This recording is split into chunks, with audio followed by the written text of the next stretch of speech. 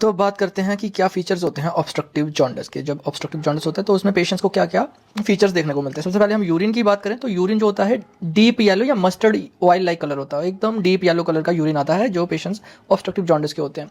और ये deep yellow colour होता है बिकॉज इन पेशेंट्स जो ऑब्स्ट्रक्टिव जॉन्डिस के होते हैं इसमें कंजुगेटेड बिलिरुबिन होता है, और कंजुगेटेड बिलिरुबिन वाटर सॉल्युबल होता है, इसलिए वो यूरिन के रास्ते निकल जाता है, इसलिए येलो डीप येलो कलर का यूरिन आता है। इसके अलावा स्टूल की बात करें तो स्टूल जो होते हैं वो पेल या फिर क्ले कलर्ड के स्टूल्स होते हैं, जिसे चाइना क्ले कलर्ड के स्टूल्स भी कहते हैं। और साथ में इनको स्टीटोरिया होता है। स्टीटोरिया की वजह से पेशेंट का जो स्टूल होता है वो बहुत ही फ्रॉदी हो जाता है, बल्की हो जाता है, पेल और ऑफेंसिव स्मेल का होता है, साथ में सॉफ्ट होता है, ग्रीजी स्टूल्स होते हैं जो फ्लोट करते हैं वाटर पे। सो पेल कलर के स्टूल, क्ले कलर के स्टूल, चाइना क्ले कलर के स्टूल, उसके साथ साथ स्टीटोरिया पेशेंट को हो रहा है। फिर स्टीटोरिया में पेशेंट का जो स्टूल होता है बहुत ही फ्रॉदी हो जाता है, बल्की हो जाता है, पेल होता है, ऑफेंसिव सॉफ्ट ग्रीजी स्टूल होता है जो फ्लोट करता है वाटर में। और जो स्टीटोरिया की वजह से जो स्टूल होता है उसको फ्लश करना भी डिफिकल्ट हो जाता है, पैन से वो फ्लश भी नहीं हो पाता। और ऐसा स्टूल जो क्ले कलर का और स्टीटोरिया के साथ होता है वो ऐसा इसलिए होता है क्योंकि उसमें बाइल पिगमेंट नहीं होता है स्टूल्स में, because of the absence of bile pigment in the stool in obstructive jaundice. अब जॉन्डिस इसके पहले बताया हमने, ये डीप जॉन्डिस होता है और बल्बर कंजक्टिवा का जो कलर होता है वो ग्रीनिश येलो हो जाता है। और ये ग्रीनिश येलो इसलिए होता है क्योंकि जो उसमें बिलिरुबिन होता है बल्बर कंजक्टिवा में वो कन्वर्ट हो जाता है बिलिवर्डिन ऑक्सीडेशन की वजह से, इसीलिए ग्रीनिश येलो कलर आता है।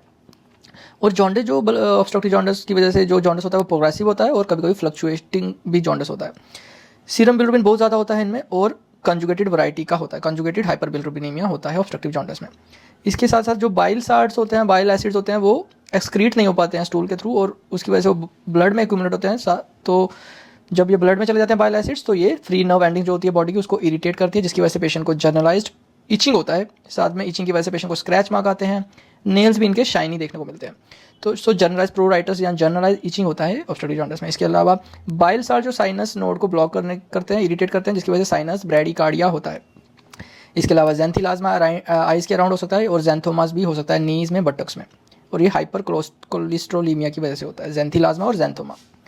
इसके अलावा क्योंकि बाइल एसिड्स इनके एक्सक्रीट नहीं हो पाते हैं स्टूल में, तो इसकी वजह से बाइल एसिड्स की वजह ना होने की वजह से पेशेंट को विटामिन की कमी आती है, स्पेशली फैट सॉल्युबल विटामिन जैसे विटामिन ए, डी, ई और के।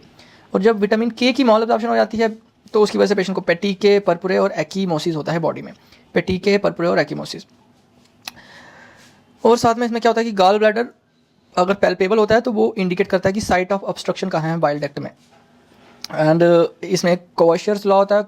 कोशियर्स लॉ क्या कहता है कि अगर पेशेंट को गाल ब्लैडर पैल्पेबल हो रहा है तो वो यूजुअली इंडिकेट करता है कि पेशेंट को carcinoma head of the pancreas है।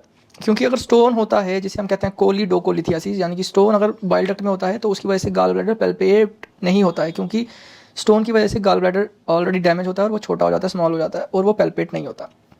बट अगर किसी का गाल ब्लैडर पैल्पेबल हो रहा है वो यूजुअली स्टोन की वजह से नहीं होता है, वो carcinoma head of the pancreas की वजह से होता है। तो इसको हम कहते हैं कोशियर्स लॉ। इसके बाद पेशेंट को प्रोलॉन्ग्ड ऑब्स्ट्रक्टिव जॉन्डिस की वजह से पेशेंट को विटामिन डी के मॉल एब्जॉर्प्शन की वजह से पेशेंट को osteomalacia, bone pains, bone fractures और नाइट ब्लाइंडनेस हो सकता है। नाइट ब्लाइंडनेस विटामिन ए की डिफिशियंसी से होता है।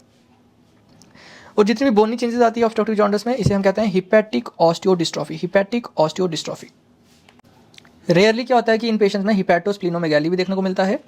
सो इनमें एक ट्रायड होता है जिसमें पेशेंट को फीवर, चिल्स, राइगर और एब्डोमिनल पेन होता है, जो कोलेंजाइटिस की वजह से होता है। पेशेंट जो ऑब्स्ट्रक्टिव जॉन्डिस की वजह से क्या होता है, कई पेशेंट को कोलेंजाइटिस के फीचर्स भी आते हैं। और एब्डोमिनल पेन होता है बिकॉज जो स्टोन होता है वो कॉमन बाइल डक्ट में चला जाता है, जिसे हम कहते हैं कोलिडोकोलिथियासिस। और यहाँ पे मैं मेंशन करना चाहता हूँ क्या क्या फीचर्स होते हैं जिसमें क्रोनिक कोलिसिस्टाइटिस में क्या क्या फीचर्स आते हैं बॉडी में। सबसे पहले प्रूराइटिस विद स्क्रैच मार्क, इसके अलावा ज़ैंथोमास, इजी ब्रूजिंग, बोन पेन्स। तो ये सारे फीचर्स हैं क्रोनिक कोलिसिस्टाइटिस के।